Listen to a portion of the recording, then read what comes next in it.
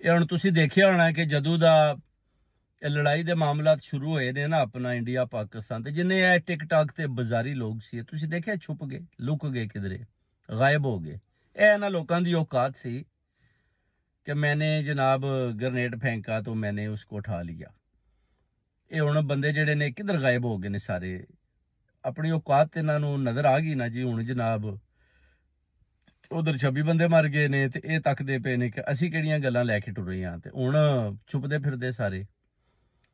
इन्हां नूं बंदा पुछे कि तुहानूं हुण जेहड़ा ना छुपना ते नहीं चाहीदा, हुण ते तुहानूं अगाणा चाहीदा, हुण तुहानूं की पैंदा।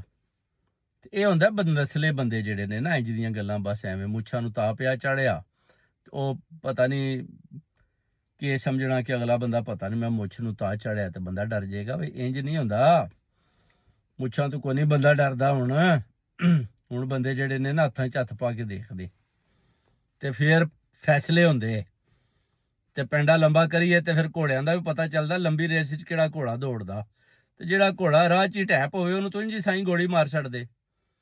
ਅਸੀਂ ਤੇ ਸਭ ਤੋਂ ਪਹਿਲੇ ਜਿਹੜਾ ਨਾ ਉਸ ਘੋੜੇ ਨੂੰ ਫਰਕ ਕਰਨੇ ਆ।